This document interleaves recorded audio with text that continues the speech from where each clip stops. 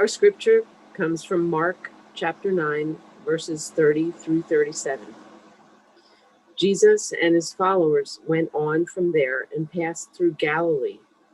He did not want anyone to know it, for he was teaching his disciples, saying to them, "The Son of Man is to be betrayed into human hands, and they will kill him.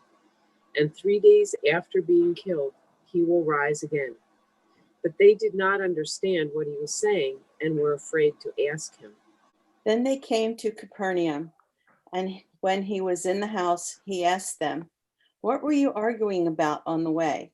But they were silent, for on the way they had argued with one another about who was the greatest. So Jesus sat down, called the 12, and said to them, "Whoever wants to be first must be last of all and servant of all." Then Jesus took a little child and put the child among them. Then Jesus took the child in his arms. He said to them, "Anyone who welcomes one of these little children in my name welcomes me. And anyone who welcomes me also welcomes the one who sent me." Let's reflect on that. Jesus lived when the Roman Empire dominated Israel.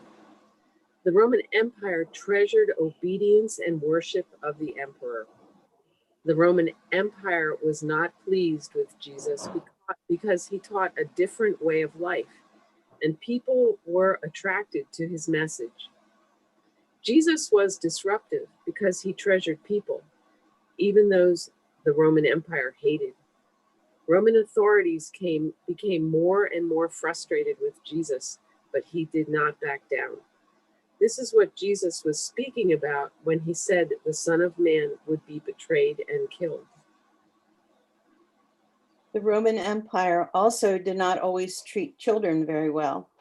According to historians, Romans did not believe children had human rights. The girls were treated unfairly. They were not allowed to go to school, and they were made to marry very young. Little girls were not treasured.